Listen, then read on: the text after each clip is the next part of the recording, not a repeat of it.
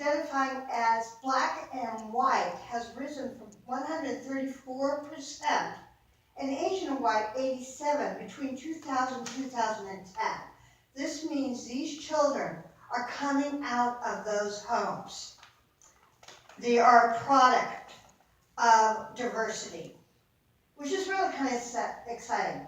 They've been raised in families that range from heterosexual relationships, same-sex, and transgender couples. And they have been raised in traditional family settings. They have been raised in a traditional, and if they've been raised in a traditional family setting, they know someone who hasn't been. Mm-hmm. They have a more fluid sexual identity, which is really exciting.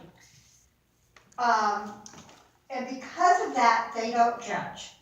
They accept. Because of the internet, they communicate with people all over the world, which exposes them to different cultures and different people. Mm-hmm. Generation X and their use of media is different than any other generation we've seen. Interesting, Generation X social media preference actually has to do with privacy. They learned from the millennials. They got in trouble by posting things that followed them into their job careers. They know the internet lives on forever. Mm-hmm. They know when they're posting what is going to be out there. Mm-hmm. They like to go to social networking that is more secretive. Snapchat, Secret, Whisper is where we're going to find them. Mm-hmm. Technology also has its pitfalls. Communications tending to be the form of text from one person or another. How many of you guys have seen two kids talking in the same room by texting back and forth? My niece was saying her little, her daughter was in the back seat and she got a text. And she said to her daughter, "Who's texting me?" And the daughter said, "Me." "They're in the car, together." Mm-hmm. This is how the child wanted to communicate. This is something we have to realize. And why is that? Their preference could be a matter of frequency rather than convenience. Instead of having a single face-to-face or phone conversation that may cover a multitude of topics over several minutes, teens would rather communicate in spurts of shorter but more frequent bursts of information. And this gets to the heart of Generation Z's key differentials. They crave constant and immediate feedback. I just had a light in my eyes. They want it instantaneously. And because they want it instantaneously, this can be a problem in our schools. Teachers have to modify how they teach because today's students are looking for quick answers. Generation X is also obsessed with school and grades, and they want to be the best. But the neat thing about it is once they get out of college, they're more concerned about doing good than the big paycheck. Unlike millennials who came to age amidst the relative peace and economic prosper of the 1990s, Generation Z has experienced 2 economic crashes and war on terror before even making it through high school. They've seen the prejudice. They've seen people not being able to get married. They were in the middle of that. They know it, and they are fighting against it because they're all about equality. They really want everyone to be treated the same. And they'll take that into their working lives or their volunteering lives. That is so important to them. They have an abundance of resources to do something with. It's daunting to be a young generation with such high expectations, but also exciting at the same time. Forbes reported the frightening times they face, only 6% of Zs are fearful about the future. 6%. That's exciting. Mm-hmm. That means 94% of the youth are going forward without any reservations, and they're excited to do so. They are inquisitive and globally aware. They know what's going on out there, and they want it to change. Mm-hmm. They want society to be good for everyone. Mm-hmm. to leave you two different quotes. One was from AD Week. It says, remember, Generation X needs you, doesn't need you. Generation X is more realistic, a serious group than an idealistic millenniums. Generation Z is realistic. They're not only self-aware, but they're also the world around them. They will be straightforward, expecting the same back. Sugarcoating is unnecessary. Generation Z will question everything. My second quote is from Forbes. Generation Z is full of rebels, and what great rebels they're going to be for our next generation. Thank you. Well done. Thank you so much. It does a lot of learning education exercises. It helps embolden our youth. We have a lot of youth that attend. I'm really proud of her for that. More people are coming out today and being a part of groups, because it's not just about support. It's about bringing people together to the table. And we're beginning to do that. And one of the big things that we're going to launch in June is Pride Bowling in Columbus, Georgia. So we want to make sure that people get active, come together as a community. We need more community events to bring us together. I mean, for years we've probably been at odds with each other. We disagree over this, or we don't agree with that. But the main thing is that we must come together for one goal, one purpose, and that's equality for all. And that's what these town halls have been about, and I want to thank you for coming out to these events.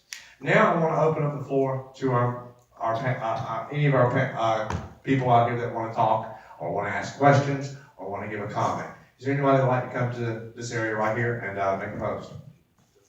Sir? Oh yeah, I'll do it. Well, actually, I want to hit one other thing before we leave. Does anybody want to talk? Anybody else want to have any discussions?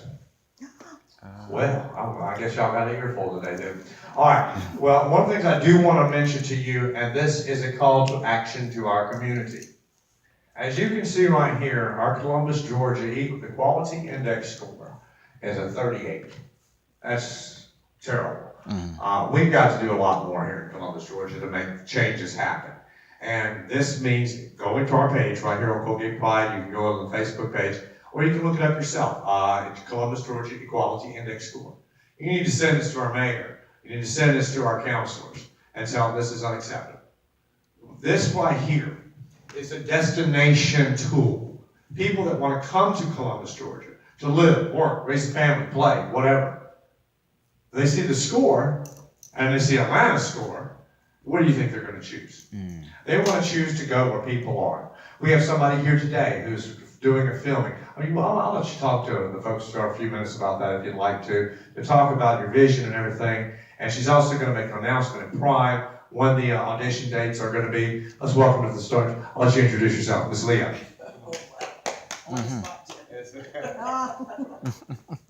We got plenty of time to fill.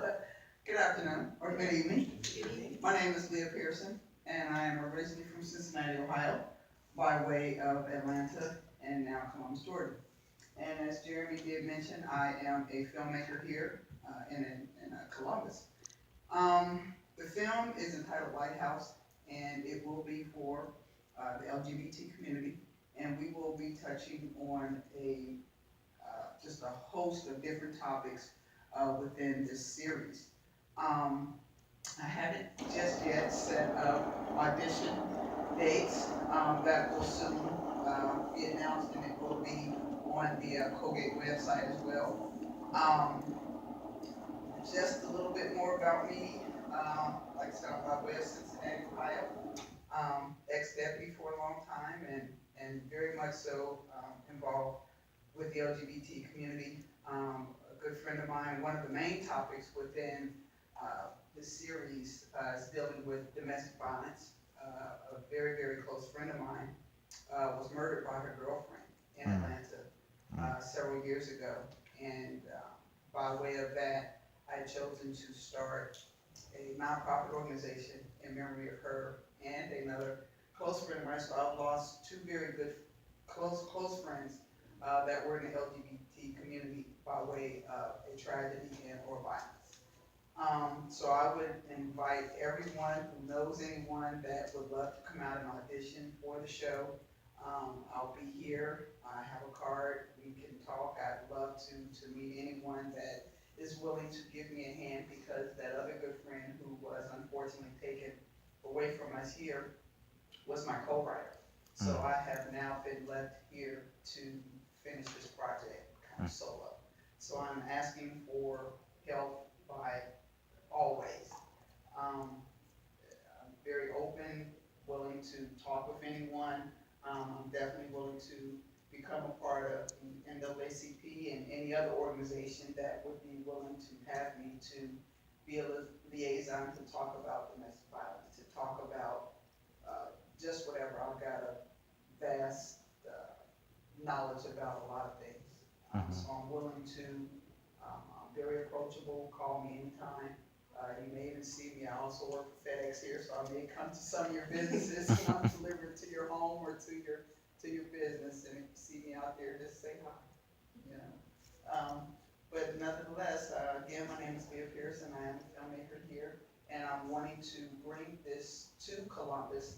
Atlanta has a lot of filming going on, but I thought that being here in Columbus, it would allow me to put Columbus on the map, so to speak, to give Columbus an opportunity to show that we have talent here, and we have a lot to talk about, and this series will definitely, I guess, be what's considered a gateway to talk about a mirage of issues, to get some stuff moving here. So, as the gentleman said here, I forget his name, but I am a part of media, and I would love to have this particular series to go on, and also to be a part of the media here. So, thank you, Jeremy. Thank you so much. I'm glad you gave her an opportunity to speak. There's also another wonderful person out here. I'm going to bring the mic to her. Reverend Emily Bell, who's with Forgiving Heart Church. I want you to tell a little bit about your services and everything else, if you don't mind. Let people know. I'm about to be put on the spot. That's why I